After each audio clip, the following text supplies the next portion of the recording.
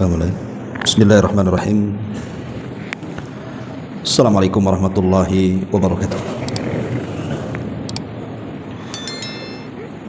Alhamdulillah wassalatu wassalamu ala rasulillah wa ala alihi wa sahbihi wa mawalah wa la hawla wa la quwata illa billahi wa ba'du. Alhamdulillah, segala puja dan puji hanya milik Allah subhanahu wa ta'ala. Salawat serta salam kita hadiahkan kepada Rasul kita Nabi besar Muhammad sallallahu alaihi wa ala alihi wasallam. Ma'asyiral muslimin wal muslimat rahimani wa rahimakumullah. Alhamdulillah, di malam hari ini kita bisa melanjutkan kembali kajian Kitabut Tauhid. Dan kita masuk pada bab selanjutnya, bab man tabarraka bi syajarin aw hajarin wa nahwihima. Bab barang siapa yang tabarruk, meminta berkah dengan pohon ataupun batu atau yang semisalnya. Di sini pengarang tidak menyebutkan hukumnya, karena memang hukum tabarruk sendiri ada dua. Bisa terjerumus kepada syirkul akbar, bisa pula terjerumus kepada syirkul asghar, tergantung keyakinannya. Makanya babnya hanya menyebutkan barang siapa yang meminta berkah kepada pohon, batu dan yang semisalnya. Baik, kita baca dalil beliau. Wa qaulullahi ta'ala, dan firman Allah subhanahu wa ta'ala, afara'aitumul lata wal uzza wa manata tsalitsatal ukhra alakumudz dzakar wa lahul untha tilka idzan qismatun dija in hiya illa asma'un sammaitumuha antum wa aba'ukum ma anzalallahu biha min sultan iyattabi'un illa dhann wa ma tahwal anfus walaqad ja'ahum mir rabbihimul huda. Maka apakah patut kalian, wahai orang-orang musyrik Arab, menganggap Lata dan Uzza dan juga Manat yang ketiganya? Maksudnya, apakah kalian patut menyembah berhala-berhala itu? Apakah patut untuk kalian anak laki-laki dan untuk Allah anak perempuan? Yang demikian itu tentulah satu pembagian yang tidak adil. Itu tidak lain hanyalah nama-nama yang diada-adakan oleh kalian dan juga bapak-bapak kalian. Allah tidak menurunkan satu keterangan apapun untuk menyembahnya. Mereka tidak lain hanya mengikuti prasangka-prasangka dan apa yang diinginkan oleh hawa nafsunya, padahal sesungguhnya tidak datang kepada mereka petunjuk dari Rabb mereka sedikit pun. An-Najm ayat 19 sampai 23. Ma'asyiral muslimin wal muslimat rahimani wa rahimakumullah. Di sini Allah Subhanahu wa taala menyinggung soal berhala. Pertama, Allah singgung soal berhala yang bernama Lata, kemudian yang kedua Uzza, dan yang ketiga Manat. Di sana banyak berhala selain daripada tiga ini. Ada Hubal, kemudian juga ada namanya Saif, ada Nailah, macam-macam berhala jahiliyah itu. Lah orang-orang Arab jahiliyah itu, mereka datang kepada berhala-berhala ini, kemudian mereka tabarruk di situ, meminta berkah dan kebaikannya. Baik, sebelum saya jelaskan apa itu tabarruk kemudian macam-macamnya, kita sedikit cerita sejarah soal berhala. Ma'asyiral muslimin yang dimuliakan Allah Subhanahu wa taala. Kita tahu bahwa awal penciptaan langit dan bumi itu tidak ada yang disembah kecuali Allah Subhanahu wa taala. Artinya sejak zaman Nabi Adam alaihi salatu wassalam itu tidak ada yang menyembah berhala.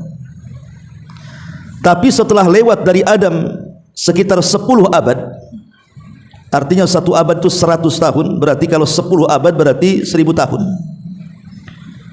baru muncul berhala-berhala yang disembah, dan itu di zaman Nabi Nuh alaihi salatu wassalam. Jadi jarak Adam ke Nuh itu 1000 tahun, asyrata qurun.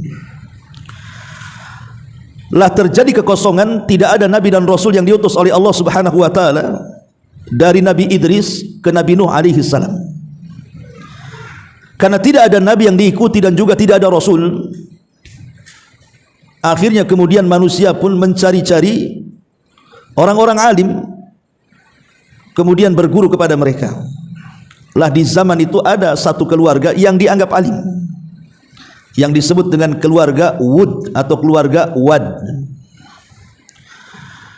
Dan itu disyaratkan dalam surah Nuh. Allah Subhanahu wa taala berfirman, la tadarunna wa la tadarun la tadarunna waddan wala suwa'an wala yaghutha wa ya'uqa wa nasra. Janganlah kalian tinggalkan Wad, Suwa, Ya'uq, Yaghus dan juga Nasr. 5 orang nama ini di zaman Nabi Nuh alaihi salatu wasallam ini satu keluarga. Ayahnya Wad atau Wud, lah anak-anaknya itulah Suwa, Yaghus, Ya'uq dan Nasr itu. Dan semua menjadi orang-orang soleh. Lah masyarakat itu berguru kepada orang ini. Lah setelah kemudian Wad meninggal, akhirnya menjadikan anaknya sebagai estafet kesolehan ayahnya. Jadi orang-orang pun kemudian berguru kepada putranya yang bernama Suwa. Kemudian Suwa meninggal, berguru kepada saudaranya sampai kepada Nasr. Lah Allah takdirkan 5-5-nya meninggal. Ketika 5-5-nya meninggal inilah sudah tidak ada lagi rujukan di zaman itu.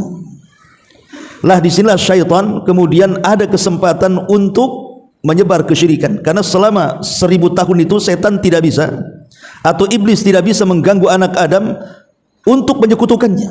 Ya, maksiat ada, seperti terjadinya pembunuhan Qabil kepada Habil, kemudian perzinahan, minum khamar, alat musik dan begitu seterusnya sudah ada di zaman Nabi Syith ya. Tapi kan kesyirikan belum ada. Lah sehingga kemudian iblis ini ada kesempatan.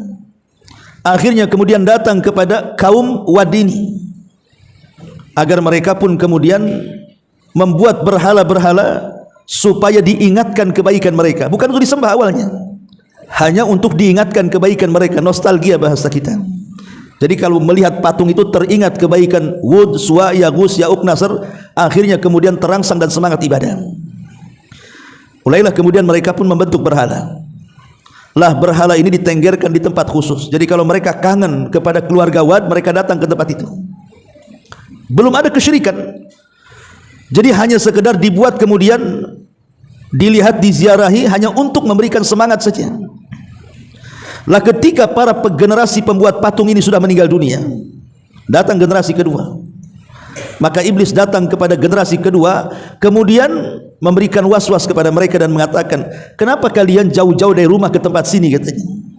Produksi sajalah patung banyak-banyak, kemudian letakkan di rumah-rumah kalian. Kan tidak usah jauh-jauh harus mendatangi tempat khusus, tempat bertengkernya patung-patung ini, katanya. Akhirnya kemudian mereka pun terpengaruh. Dari situlah kemudian mereka memproduksi patung banyak-banyak sehingga tidak ada satu rumah kecuali ada berhala di situ. Tapi tidak disembah juga. Hanya sekedar dilihat untuk merangsang ibadah saja. Telah datang generasi ketiga. Iblis kemudian mendatangi mereka dalam bentuk orang saleh dan mengatakan, aku loh hidup di zaman bapak dan nenek moyang kalian. Kalian tidak tahu maksud mereka membuat patung kan? Kemudian iblis mengatakan maksud mereka membuat patung itu agar kalian mendekatkan diri kepada Allah lewat patung-patung itu. Akhirnya kemudian mereka pun mulai bertawasul dengan berhala-berhala itu dalam rangka menyembah Allah Azza wa Jalla. Yang awalnya hanya dijadikan tawasul, berakhir patung-patung itu yang disembah oleh kaum Wad itu. Maka inilah terjadi kesyirikan pertama di alam semesta. Lah ketika kemudian kesyirikan makin memarah, makanya Allah Subhanahu wa taala mengutus Nuh alaihi salatu wasalam untuk memberantas kesyirikan ini. Makanya Nuh kemudian dinobatkan sebagai rasul pertama. Kalau Adam nabi pertama, kalau Nuh rasul pertama. Lalu apa bedanya nabi dan rasul? Menurut para ulama di antaranya Syekh Nasiruddin Al-Albani rahimahullahu taala, beliau menguatkan perbedaan nabi dan rasul itu. Kalau nabi diutus kepada kaum yang tidak bertentangan antara akidah nabi dan kaumnya. Tapi kalau rasul diutus kepada kaum yang bertentangan antara akidah rasul dan juga umatnya. Di zaman Nabi Adam belum ada kesyirikan, sehingga secara akidah sama saja Nabi dan kaumnya. Ada maksiat tapi tidak ada kesyirikan, artinya akidahnya masih lurus. Tapi di zaman Nabi Nuh itu baru terjadi kesyirikan, sehingga antara akidah Rasul dengan umatnya berbeda. Karena Nuh mentauhidkan Allah sementara kaumnya menyekutukan Allah Subhanahu wa taala. Makanya kemudian Nuh dinobatkan menjadi Rasul pertama. Baru kemudian setelahnya diikuti dengan rasul-rasul yang lainnya. Karena diutus kepada kaum yang pertama kali tersebar kesyirikan di situ. Ma'asyiral muslimin yang dimuliakan Allah Azza wa Jalla. Tapi subhanallah, inilah keberhasilan iblis. Akhirnya sudah 1000 tahun kan menggoda Bani Adam untuk menyekutukan Allah, tidak bisa. Baru terjadi di zaman Hud dan keluarganya. Lah dari sini kemudian kesyirikan makin berkembang. Di zaman Nabi Ibrahim alaihi salatu wassalam, kesyirikan bukan hanya menyembah berhala-berhala ini saja, tapi berkembang sampai kepada menyembah bulan, menyembah matahari, menyembah bintang, bahkan ada yang menyembah Namrud. Dan begitulah kesyirikan semakin hari semakin berkembang. Dan hari ini kita lihat kesyirikan makin berkembang lagi. Dulu tidak ada orang yang menyembah binatang. Sekarang kita lihat ada orang nyembah binatang. Sapi ya disembah, gajah disembah, ular sendok disembah, macam-macam tuh binatang itu disembah. Gunung yang disembah, lembah disembah, pohon disembah. Lihat bagaimana sekarang seolah-olah tidak ada makhluk di bumi kecuali menjadi sesembahan hari ini. Sampai kepada nyembah suami, nyembah istri, nyembah uang, nyembah pakaian. Makanya di istilah abdul dinar, abdul dirham, abdul khamisah, hamba dinar, hamba dirham, hamba pakaian. Itu kan istilah-istilah bahwa rupanya sesembahan itu berkembang, sehingga tidak ada sesuatu yang ada di bumi ini kecuali bisa dijadikan sesembahan jadinya kan. Ma'asyiral muslimin yang dimuliakan Allah Subhanahu wa taala, ketika kaum Nuh alaihi salatu wasallam tidak bisa diajak untuk mentauhidkan Allah Azza wa Jalla, malah kemudian mereka menentang dan hampir membunuh Nuh alaihi salam. Maka Nuh berdoa kepada Allah Subhanahu wa taala, Rabbi inni maglubun fantasir. Ya Rabb, aku hampir dikalahkan, tolong aku. Ketika Nuh alaihi salatu wasallam berdoa kehancuran kepada kaumnya, sampai mengatakan la tadhar alal ardi minal kafirina dayyara. Ya Rabb, jangan kau sisakan satu jiwa orang kafir pun hidup di permukaan bumi. Itu doanya Nuh. Maka ketika turun azab, betul-betul turun azab, datang banjir yang menyatukan air langit dengan air bumi disertai dengan tufan, maka menghancurkan segalanya. Ketika banjir itu datang, tidak ada satu jiwa yang selamat. Tidak ada satu jiwa baik manusia atau hewan yang selamat kecuali yang ada di perahunya Nuh alaihi salam. Itulah yang selamat. Dan dari situlah cikal bakal manusia. Lah berhala-berhala yang ditenggerkan kaum Nuh itu, Wad, Suwa, Yagus, Yauk dan Nasr itu, ketika terjadi banjir itu terhempas oleh tupan, sehingga akhirnya kemudian terdampar sampai ke Jeddah. Ma'ruf Jeddah, antum yang umrah pasti kalau ke Saudi kan bandaranya kadang turun di Jeddah. Berhalanya terhempas sampai di situ. Ma'asyiral muslimin yang dimuliakan Allah Subhanahu wa taala, di zaman Nabi Ibrahim alaihi salatu wassalam, Ibrahim berhasil mendakwahkan tauhid, khususnya di Hijaz, Mekah dan Madinah, dan umumnya di semua negeri Arab. Lah setelah Ibrahim alaihi salatu wassalam meninggal, estafet dakwah tauhid diteruskan Ismail putranya. Kemudian setelah Ismail putranya meninggal, putra Ibrahim ini, maka diteruskan oleh suku Jurhum. Kabilah Jurhum itu kabilah dari istrinya Ismail. Karena Ismail itu menikah 2 kali. Pertama dengan wanita Jurhum tetapi tidak punya akhlak dan adab, akhirnya diceraikan. Kemudian menikah lagi dan Allah takdirkan istri keduanya salihah. Lah dari keturunan itulah sampai kepada Nabi sallallahu alaihi wasallam.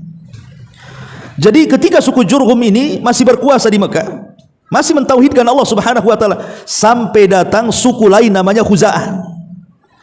Kemudian menyerang Jurhum, kalahlah Jurhum ini. Sampai takut dikuasai, karena kan yang menguasai air Zam-Zam kan suku Jurhum tuh. Karena air Zam-Zam itu takut kemudian diambil alih Khuza'ah, dikubur sama mereka. Sehingga beratus-ratus tahun sumber Zam-Zam itu tidak diketahui, karena dikubur oleh Jurhum, takut diambil alih oleh Khuza'ah karena kekalahan perang. Baru di zaman kakek Rasul Abdul Muttalib baru air Zam-Zam itu ditemukan oleh Abdul Muttalib. Lah ketika kemudian Arab dikuasai oleh Khuza'ah dan era kekuasaan Jurhum tumbang, Lah di antara pemimpin-pemimpin Khuza'ah itu ada orang namanya Amru ibnu Luhai namanya. Itu salah satu tokoh dari tokoh-tokoh Khuza'ah atau Amru ibnu Luhai ini. Orangnya baik, orangnya dermawan, pokoknya sangat dihormati dan dimuliakan serta diagungkan oleh orang-orang Khuza'ah kala itu. Jadi satu hari menurut sirah Ibnu Hisham, jadi Amr ibn Luhai ini ada hajat dan keperluan sehingga safar dari Arab menuju Syam. Tiba-tiba sampai di Syam, dia lewati sebuah perkampungan. Kampung itu menyembah berhala. Entah kenapa kemudian Amr ibn Luhai ini mampir di kampung itu, kemudian bertanya-tanya soal berhala. Ini berhala apa fungsinya, yang itu apa, yang ini apa. Dijelaskanlah oleh orang-orang yang ada di situ. Oh, yang berhala ini kalau ditenggerkan ini fungsinya, yang berhala ini fungsinya, sampai kepada berhala yang namanya Hubal. Dan dikatakan, ini Hubal kalau ditenggerkan kemudian diletakkan di sebuah daerah, maka bisa menurunkan hujan. Jadi teringat, oh Mekah itu kan gersang. Jadi kalau saya bawa berhala ini dari Syam ke Mekah, Mekah bisa hijau karena bisa turun hujan dengan adanya berhala ini. Itulah berhala yang pertama dibawa oleh Amr ibn Luhai dari Syam, kemudian diletakkan di Ka'bah. Inilah sejarah pertama berhala di Ka'bah. Namanya Hubal, dibawa dari Syam. Ya. Ma'asyiral muslimin yang dimuliakan Allah Subhanahu wa taala. Lah setelah kemudian berhala pertama ini yang diambil oleh Amr ibn Luhai dari Syam kemudian diletakkan di Ka'bah yang bernama Hubal inilah, mulailah kemudian Amr ibn Luhai ini mengajak orang-orang untuk menyembah Hubal. Awalnya cuma satu Hubal, tapi kemudian dibuat lagi ada namanya Lata, kemudian dibuat lagi ada namanya Uzza, kemudian dibuat lagi ada namanya Manat, kemudian dibuat lagi, akhirnya banyak sekali berhala, sampai ketika Fathu Mekah saja berhala di sekitar Ka'bah itu 350 kurang lebih yang dihancurkan Nabi dan para sahabatnya. Itu yang di sekitar Ka'bah, belum yang di rumah-rumah, belum yang di kabilah-kabilah. Betul-betul agama tauhid hilang dengan adanya Amr ibn Luhai ini. Makanya Nabi SAW mengatakan, inni ra'aitu Amr ibn Luhai finnari yajurru am'a'ahu. Aku melihat Amr ibn Luhai terburai ususnya di neraka. Kenapa? Karena dia awal man ghayyara millata Ibrahim. Dialah orang yang pertama kali merubah agama tauhid, agama Ibrahim. Amr ibn Luhai. Sampai kepada era jahiliyah Quraisy, orang-orang Quraisy masih mengikuti keyakinan Amr ibn Luhai menyembah berhala. Bahkan ada satu berhala itu yang aneh gitu ya, namanya Saif dan Nailah. Saif dan Nailah, dua-duanya sebenarnya sejarahnya, Saif ini laki-laki, Nailah ini perempuan. Dua-duanya orang Yaman. Jadi Saif ini suka dengan Nailah dan Nailah juga suka dengan Saif. Maka Saif berusaha melamar Nailah tapi ditolak keluarganya. Tidak mau. Akhirnya karena tidak bisa juga dilamar, tidak bisa menikah, maka Saif pun kemudian mengatakan kepada Nailah, bagaimana kalau kita haji ke Ka'bah? Tentu haji ala jahiliyah kan begitu ya. Umroh haji sudah ada karena itu kan syariat Ibrahim, cuman akhirnya dirubah-rubah menjadi syariat kesyirikan di zamannya. Jadi kemudian berdua ini berjanji berjumpa di Mekah untuk berdoa kepada Allah Azza wa Jalla supaya melembutkan hati kedua orang tuanya. Jadi tujuan datang ke Ka'bah itu untuk berdoa, mudah-mudahan dilembutkanlah kemudian hati kedua orang tuanya untuk supaya merestui pernikahannya.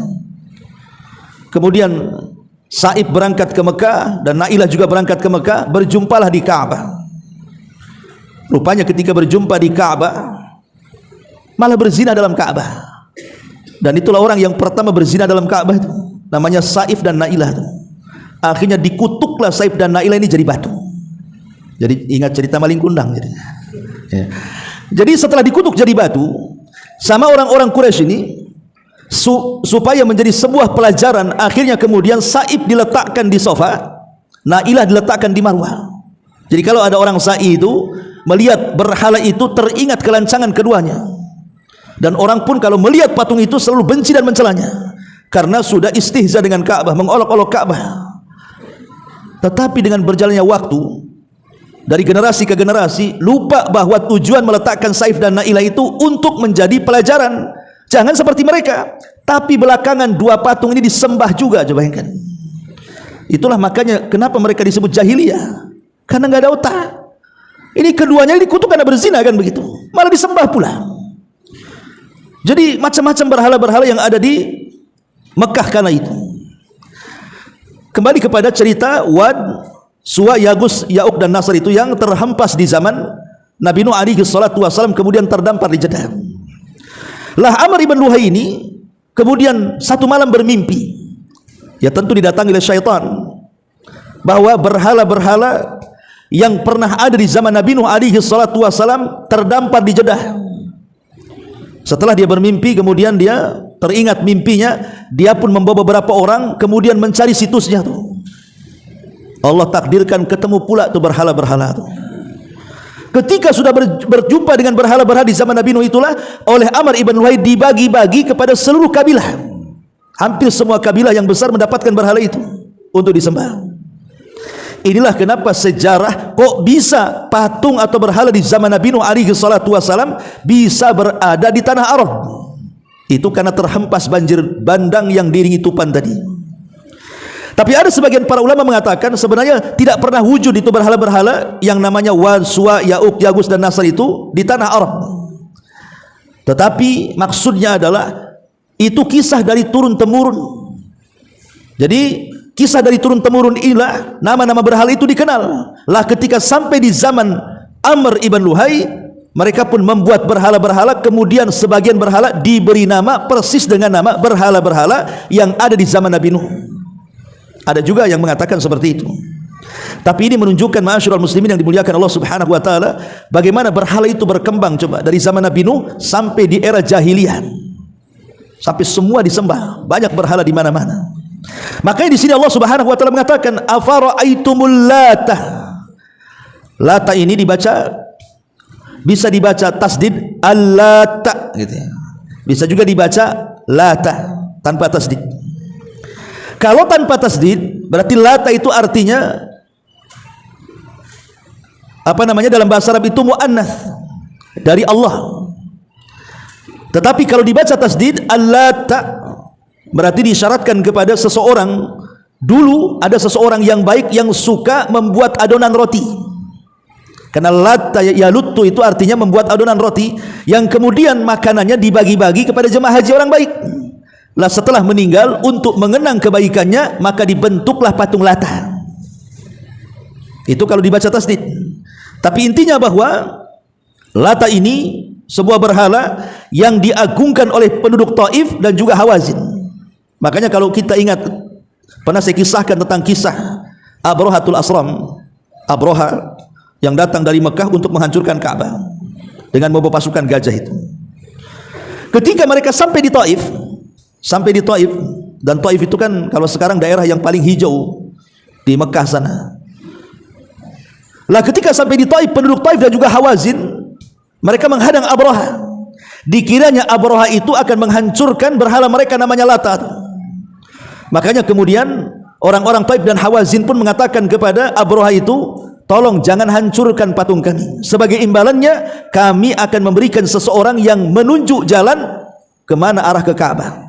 Maka kemudian diserahkan seorang penunjuk jalan oleh orang-orang Hawazin dan Taif namanya Abu Rughal. Itulah yang kemudian menjadi penunjuk jalan pasukan Abroha mengarah ke Mekah, karena Taif ke Mekah itu kan jauh ya. Tetapi sayang Abu Rughal kemudian meninggal di tengah jalan dan kuburannya masih ada. Bahkan orang-orang Arab itu kalau lewat di kuburan Abu Rughal itu suka ngelempari batu karena dianggap pengkhianat Arab. Dialah orang yang pertama kali berkhianat kepada orang Arab karena menjadi penunjuk jalan Abroha. Makanya orang Arab kalau mereka suka berkhianat suka dipanggil Abu Rughal. Nah, antum kalau berkhianat Abu Rughal. Orang-orang Arab begitu. Ya, jadi kuburannya itu dilempari batu. Syahidnya adalah orang-orang Taif. Mereka sangat mengagungkan Lata kan. Sampai-sampai kemudian bertaruh dengan Abroha, jangan hancurkan patung kami, karena disangkanya Abroha itu datang untuk menghancurkan Lata. Makanya mereka mengatakan, tolonglah jangan hancurkan patung kami. Kalau engkau ingin sesuatu ngomong saja. Maka kemudian imbalannya dikasih Abu Rughal itu sebagai penunjuk jalan tuh. Jadi Lata itu sangat diagungkan oleh orang-orang Taif dan Hawazin ya. Kemudian yang kedua, afara'aitumul Lata wal Uzza. Uzza ini berhala yang diagungkan oleh penduduk Mekah.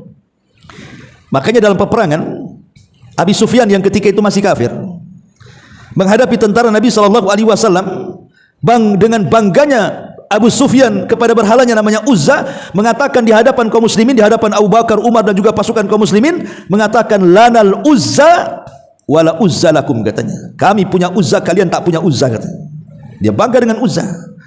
Maka Nabi SAW mengajarkan jawabannya kepada kaum muslimin, katakan kepada Abu Sufyan itu, Allahu maulana la maula lakum. Kalau kalian punya Uzza, kami punya Allah yang akan melindungi kami, dan kalian tidak punya Allah, katanya. Dijawab, ya. Dari sini kita tahu perkataan Nabi Sufyan ketika mengatakan lana Uzza wala Uzza lakum. Kami punya Uzza, kalian tidak punya Uzza. Jadi penduduk Mekah ini sangat mengagungkan Uzza. Kemudian yang ketiga, wal manata tsalitsatal ukhra. Dan Manat berhala yang ketiganya. Dan Manat itu berhala yang diagungkan orang-orang Madinah dari kalangan Khazraj dan Aus sebelum dua kabilah ini masuk Islam dan menjadi Ansar. Jadi orang-orang Ansar ini itu kan dari dua kabilah, Khazraj dan Aus. Dulu dua kabilah ini penyembah berhala. Lah berhala yang diagungkan penduduk Madinah kala itu namanya Manat. Makanya Allah Subhanahu wa taala mengatakan wa manata tsalitsatal ukhra, dan patung Manat dan yang ketiganya. Ma'asyiral muslimin yang dimuliakan Allah Subhanahu wa taala, lah ketika kemudian terjadi Fathu Mekah. Terjadi Fathu Mekah. Nabi SAW kan memerintahkan para sahabat untuk menghancurkan berhala-berhala ini. Salah satunya adalah Khalid ibn Walid, diutus oleh Nabi SAW untuk menghancurkan berhala Lata yang ada di Hawazin di Taif, dan itu berupa pohon kan itu. Jadi oleh Khalid bin Walid itu betul-betul ditebang tuh pohon yang dianggap patung Lata itu, betul-betul sampai ke akar-akarnya. Kemudian setelah ditumbangkan berhala itu yang berbentuk pohon itu, dia datang kepada Nabi SAW melaporkan, Rasul, aku sudah menghancurkan tuh patung namanya Lata itu. Kata Rasul, oh belum, engkau belum menghancurkan patung Lata, kau balik lagi ke sana, hancurkan betul-betul, katanya. Akhirnya kemudian Khalid bin Walid datang lagi menemui patung Lata yang sudah dihancurkan. Rupanya ketika sampai, dari balik pohon ada wanita telanjang bulat, ya, wanita telanjang bulat. Kemudian dia mengaku-ngaku bahwa dia adalah Lata. Maka Khalid pun kemudian menebas wanita itu, kemudian mati. Kemudian hal itu sampai di hadapan Nabi SAW dan mengatakan, ah, itulah Lata yang kau bunuh itu. Artinya itu jelmaan daripada syaitan, jin, yang kemudian memberikan was-was kepada orang-orang Taif dan Hawazin supaya menyembah pohon itu, ya. Ma'asyiral muslimin yang dimuliakan Allah Azza wa Jalla. Adapun Mughirah bin Syu'bah juga diutus oleh Nabi SAW untuk menghancurkan patung Manat, dan Ali radhiyallahu anhu juga disuruh untuk menghancurkan Uzza. Akhirnya kemudian berhala-berhala itu betul-betul dihancurkan oleh para sahabat, sehingga tidak ada lagi berhala setelah kemudian kedatangan Rasul di Fathu Mekah. Dari situ turun ayat ja'al haq wa zahaqal batil innal batila kana zahuqa. Telah datang kebenaran dan hancurlah kebatilan, karena sudah tidak ada berhala lagi. Karena Rasulullah SAW meminta seluruh berhala itu dihancurkan sehancur-hancurnya. Bayangkan, setelah Fathu Mekah ini, di sekitar Mekah saja saya katakan tadi 350 berhala itu dihancurkan para sahabat. Macam mana dengan tempat-tempat lainnya, kan begitu? Menunjukkan bahwa ketika itu disebut jahiliyah karena mereka para penyembah berhala. Dan hari ini justru terkadang lebih aneh lagi. Dulu orang-orang jahiliyah itu ada yang menyembah batu, ada yang menyembah pohon gitu ya, ada yang menyembah macam-macam gitu, karena wajar kejahiliahan mereka, tidak paham soal akidah yang benar. Tapi hari ini yang nyembah pohon, yang nyembah batu, macam-macam, justru orang yang sudah masuk Islam, orang yang mentauhidkan, mengucapkan kalimat tauhid la ilaha illallah setiap habis sholat, tapi masih percaya saja kepada batu-batu, kan. Beberapa tahun kemarin kan antum ingat ada namanya gandrung batu aki, kan itu. Semua orang jual batu aki. Sampai batu ulak pun dibuat batu aki. Kemudian dikasih tahu, pedagangnya hebat, tahu dia fungsi batu ini, kalau ini penglaris nih batu aki ini. Yang ini, oh ini untuk pelet, yang ini. Tapi dia sendiri miskin jual batu aki. Padahal batu aki yang penglaris itu ada juga di jualan dia. Sebenarnya kan orang yang beli itu harus berpikir, kan. Lah kenapa dia jual? Batunya ada di situ, kenapa dia tidak kaya-kaya orang jual itu? Itu karena kita ini sudah dianggap lebih daripada orang jahiliyah, padahal kejahiliahan itu sudah tidak ada karena sudah datang Islam, kan. Tapi begitulah syaitan akan terus menggoda Bani Adam supaya manusia diarahkan kepada menyembah berhala. Ma'asyiral muslimin wal muslimat rahimani wa rahimakumullah. Itulah diantara sejarah kenapa sampai adanya berhala. Tapi sekali lagi bahwa saya pernah baca buku tentang perkembangan agama di India, ya, dan sudah diterjemahkan. Jadi di situ saya terbaca di India itu agama yang ada di sana itu sampai 1000 agama lebih. Bayangkan kalau 1000 agama lebih berarti 1000 Tuhan lebih, kan itu. Karena masing-masing agama kan punya Tuhan. Coba bayangkan, itu di India saja tuh. Belum daerah-daerah yang lainnya, negara-negara yang lainnya kan. Di India saja 1000 agama lebih ada di sana. Ketika mengatakan 1000 agama berarti 1000 Tuhan lebih. Sampai saya terbaca, maaf gitu ya, sampai ada sebagian agama atau keyakinan di sana itu mereka menyembah satu berhala wanita, ya, kemudian dibentuk kemaluannya, mereka menyembah kemaluannya, naudzubillah. Itu saya baca itu. Sampai seperti itu. Akalnya di mana coba? Alasannya apa? Karena dari situlah lahir orang-orang hebat katanya. Lahir para nabi, lahir orang-orang hebat. Lah dia tidak sadar dari situ juga Abu Jahal lahir. Abu Lahab lahir, Fir'aun lahir, Namrud lahir, kan gitu ya. Harus diakal. Ya. Tapi sampai seperti itu lah orang bisa menyembah aneh-aneh gitu. Sampai kepada sapi, sampai kepada ular, sampai kepada gajah, macam-macam. Ya. Di mana akal mereka coba? Bahkan ada di sebagian negeri itu ada namanya Syajaratul Umniyah. Syajarah Umniyah itu pohon yang disebut dengan pohon yang akan mengabulkan angan-angan orang. Jadi kalau datang ke pohon itu mereka akan tulis di kertas gitu ya. Kemudian akan digantungkan di pohon itu. Coba bayangkan. Mereka meyakini kalau angan-angan cita-cita mereka itu digantungkan di pohon itu, maka pohon itu akan mengabulkan cita-citanya. Lah akalnya di mana kan gitu? Itu pohon, bisa tumbang, itu kayu. Sama daerah mana itu yang naruh gembok banyak-banyak di situ? Indonesia ada nggak tuh? Naruh apa namanya, satu pohon diletakkan kayak gitu, itu namanya Syajaratul Umniyah. Kalau di Indonesia bukan begitu caranya. Ya, saya pernah ke Jawa Tengah itu dulu, ya, masih muda, sekarang muda juga. Jadi ada kisah-kisah orang-orang yang masuk ke keraton itu. Situ ada pohon beringin. Ya. Jadi kalau ke pohon beringin itu disuruh ditutup mukanya gitu. Ya, kemudian suruh jalan.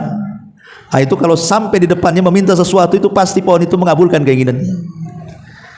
Kemudian kalau hendak pergi dari pohon itu tidak boleh memunggunginya, membelakanginya, harus sebagaimana kita datang menghadap, ya keluar juga menghadap begitu, mundur. Nah, ini kan terjadi di negara kita kan. Ya, sampai pohon beringin saja dikeramatkan seperti itu. Nggak tahu hari ini apa masih seperti itu. Dulu kan saya masih kecil. Ya, saya dengar ceritanya ya. Ya, bahkan ada sapi lagi, Kiai Selamat itu namanya kan, yang ma'ruf di Solo itu. Ya. Dan macam-macam lah di Indonesia ini kaya kesyirikan kalau boleh saya katakan itu. Karena memang menjunjung adat istiadat yang kadang-kadang tidak tersaring dengan Al-Quran dan Sunnah. Ya bagi kita wajar saja karena Islam ini kan datang belakangan. Islam itu datang belakangan. Sebelum datang Islam itu kan memang negeri kita juga agama dan keyakinan mereka kan di atas animisme dan dinamisme. Jadi Hindu Buddha itu sudah duluan. Sehingga Islam ketika datang belakangan itu, ya kalau kemudian setelah dia masuk Islam kemudian berusaha untuk mencari-cari ajaran Islam yang murni, mungkin terselamatkanlah dari tradisi-tradisi yang ada yang berbau syirik itu kan. Tapi kalau dia hanya sekedar memeluk Islam, di satu sisi juga masih mempertahankan adat, akhirnya Islamnya gado-gado akhirnya. Sehingga kita lihat kan masih banyak tradisi-tradisi yang dilakukan umat Islam itu terkadang masih berbau agama-agama kesyirikan kan. Contoh umpamanya, ya kalau sekarang wallahu alam ya, kalau dulu kan ada, kalau orang yang hamil 7 bulanan itu kan dimandi kembangkan tuh, kemudian disuruh injak telur. Itu saya masih ingat kecil-kecil itu ya. Jadi kalau ada orang menikah kemudian hamil 7 bulanan, nanti dimandi kembangkan, kemudian nginjak telur. Kemudian nanti suruh duduk, di situ ada jamur kuning, di situ ada apa namanya kelapa, ya kan? Lah kelapanya itu kadang-kadang diukir. Kemudian digambar dengan gambar wayang Arjuna. Biasanya, ya itu di Jawa Barat, enggak tahu di tempat antum ya. Jadi kelapa dikasih ukiran wayang Arjuna sambil ada janur kuningnya, kemudian ada apelnya ditaruh di situ. Rupanya ada filosofisnya. Kenapa harus janur kuning? Kenapa harus ditulis apa diukir wayang Arjuna? Kenapa harus diletakkan apel? Jadi kalau anak itu lahir biar dia tidak hitam, dia lahirnya sekuning janur gitu ya. Kemudian kalau dia lahir dia tidak jelek, supaya kenapa digambar Arjuna? Supaya setampan Arjuna. Arjuna aja kita tidak tahu tampan gak tampan. Itu kan sejarah India. Ya, kalau di pewayangan di Jawa Barat tuh wayang golek Arjuna itu ya kayu. Tapi kalau di Jawa kan pakai kulit ya kan. Ya kalau kayak Arjuna ya keluar kayak kulit lah kan itu. Artinya bahwa ini kan ataupun apel kan, kenapa mesti apel? Supaya matanya seterang apel. Jadi semua ada filosofisnya. Ya. Tapi kan ini keyakinan-keyakinan tidak ada dalam Islam seperti ini, kan keyakinan luar kan. Tapi siapa yang ngamalkan coba? Kita umat Islam yang ngamalkan. Islam itu tidak mengenal 7 bulanan, 6 bulanan, 1 bulanan, tidak ada. Islam itu hanya mengajarkan kita suruh berdoa. Berdoa kepada Allah Subhanahu wa taala agar anak kita ini menjadi anak yang soleh. Kemudian ibunya biasakan membaca Al-Quran. Kenapa membaca Al-Quran? Karena bayi itu walaupun dalam rahim belum brojol, tapi mereka sudah dengar. Makanya Allah Subhanahu wa taala mendahulukan pendengaran dibandingkan penglihatan.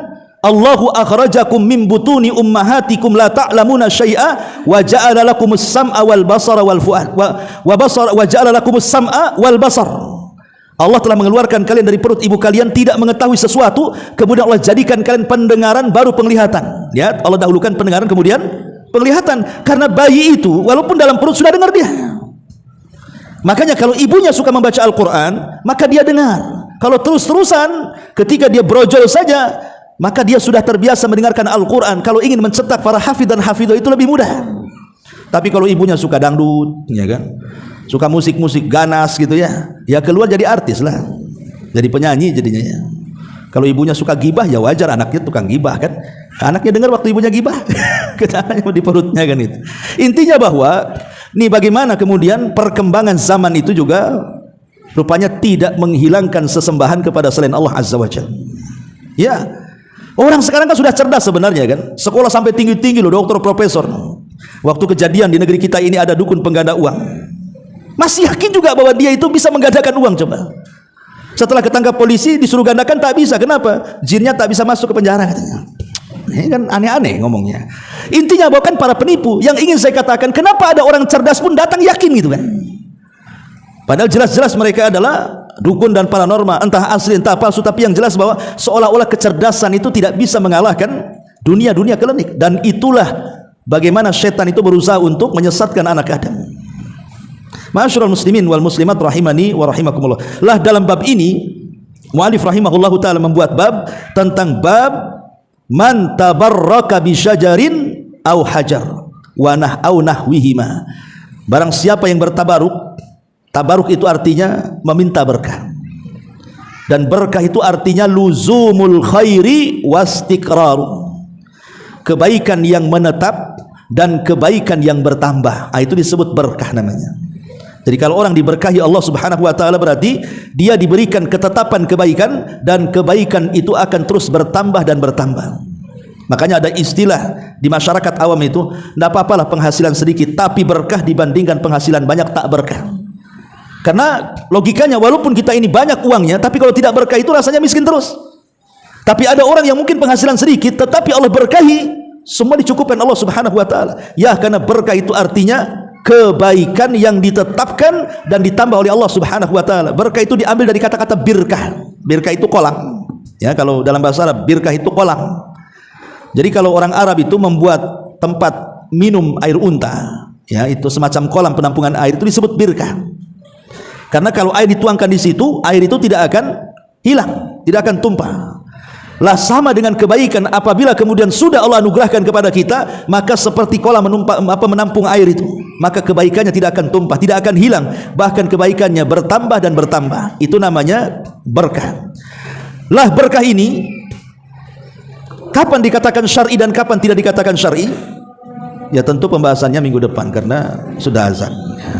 Mudah-mudahan ada manfaatnya. Subhanakallahumma bihamdika asyhadu an la ilaha illa anta astaghfiruka wa atubu ilaik. Allahu taala alam. Assalamualaikum warahmatullahi wabarakatuh.